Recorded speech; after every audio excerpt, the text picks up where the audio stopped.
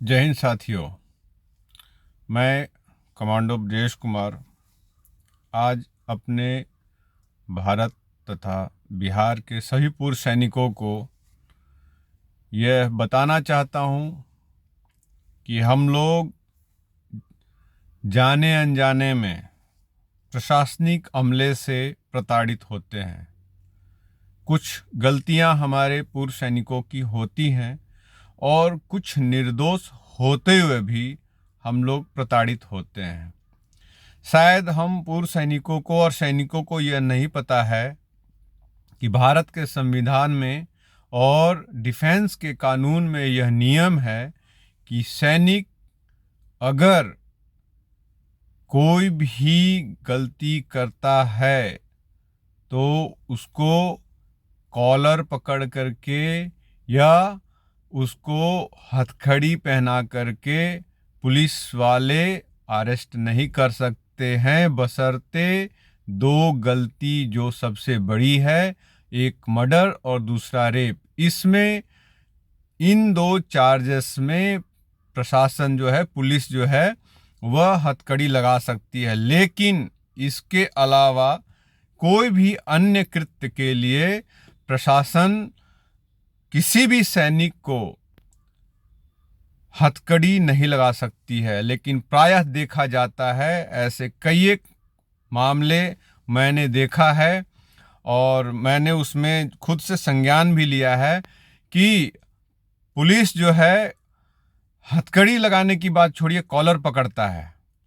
तो ये ध्यान दीजिएगा कि ऐसा भारत के संविधान में यह कानून है कि हम डिफेंस के जो हम लोग सैनिक हैं उनको कॉलर नहीं पकड़ा जा सकता। और अगर ऐसी गलती प्रशासनिक अमले कर रहे हैं तो बहुत बड़ी गलती को वो न्योता दे रहे हैं। हम अब चुप नहीं और रुकने वाले नहीं हैं। इसके ऊपर हम कानूनी कार्रवाई तथा बृहद आंदोलन छेड़ेंगे।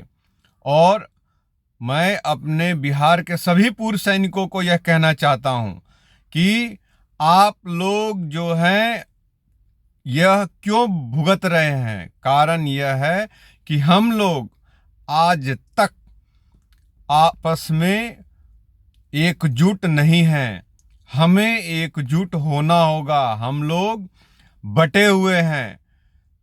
हम लोग जब सेना में होते हैं तब तो एकजुटता रहते हैं, चाहे किसी भी जाति धर्म के होते हैं। परंतु हम जब सेवानिवृत्त होते हैं तो पता नहीं क्या हमारे दिमाग में आ जाता है और हम लोग बट जाते हैं। तो बटिए मत, एकजुट होइए। एक रहिएगा तो नेक रहिएगा, एक रहिएगा तो सेफ रहिएगा। हम लोग को एकजुटता दिखानी होगी। हम लोग के बटने का कारण है कि बिहार में पिछले 3 दशक से हम लोगों को सरकारी सेवाओं में हम लोग को कोई रियायत नहीं मिलती है। परंतु अन्य राज्य जो हैं, जिनमें सिर्फ 2-3 राज्य ऐसे हैं जहां हम लोगों को यह सुविधा नहीं मिलती है। बाकी अन्य सभी राज्यों में यह सुविधा प्राप्त है सैनिकों के साथ। लेकिन हम बिहार और झारखंड के सैनिकों के साथ ना हमें सरकारी सेवाओं में आरक्षण मिलता है और हम अपनी मूलभूत सुविधाओं से भी वंचित हैं। हमें हमारी जो मूलभूत सुविधाएं हैं, ईसीएचएस है, कैंटीन की सुविधा है, यह भी उपलब्ध सही से नहीं है। हम लोग के साथ बहुत परेशानियां हैं। क्यों है? क्योंकि हम आपस में बटे हुए हैं, हम एकजुट नहीं हैं।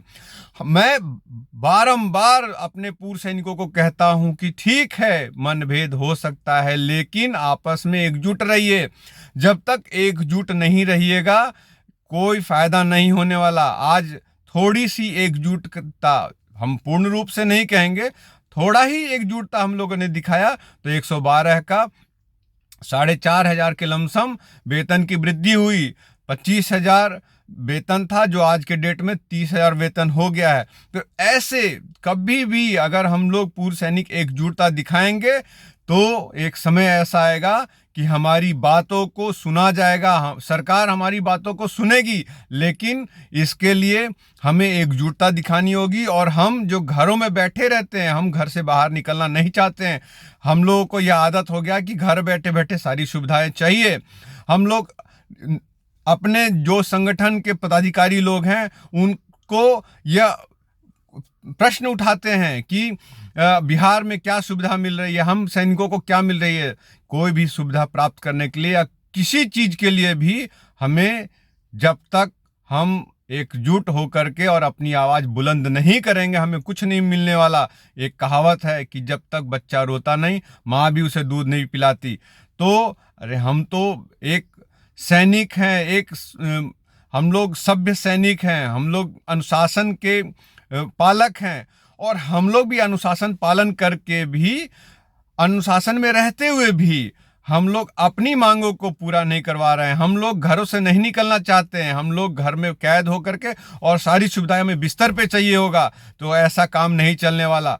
बाहर निकलना होगा, बृहद आंदोलन छेड़ना होगा, तब जा करके आपको मूलभूत सुविधा मिलेगी, तथा आपको जो सरकारी सेवाओं में रियायतें चाहिए तभी मिल पाएगी। अन्यथा इधर उधर बातें करते रहिए, होने वाला कुछ नहीं है। जैसे 3 दशक गुजर चुके, ऐसे कितने 3 दशक गुजर जाएंगे, और ऐसे ही हम लोग मांगते रहेंगे। इसलिए मैं अपने सभी पूर्व सैनिकों से हाथ जोड़कर यह विनती करता हूं, कृपया करके अपने संगठन के साथ जुड़िए, और जुड़ करके और अपने संगठन को मजबूत करिए। एक दिन ऐसा हम लोग निश्चित करें कि हम लोग पटना में आकर के और अपनी मौजूदगी दर्ज करें कि हम बिहार में इतनी संख्या बल में पूर्व सैनिक हैं, ताकि कल को जाके शासन प्रशासन सरकार हमारी बातों को सुने। इसलिए मैं अपने सभी बिहार के पूर्व सैनिकों को यह कहना चाहता हूं, एकजुटता दिखाइए, एकत्रित होइए, और एक होकर के हम लोग जन आंदोलन छेड़ा जाए। अभी नहीं तो कभी नहीं। धन्यवाद। कमांडो ब्रजेश कुमार, सचिव पूर्व सैनिक सेवा परिषद, गया जी।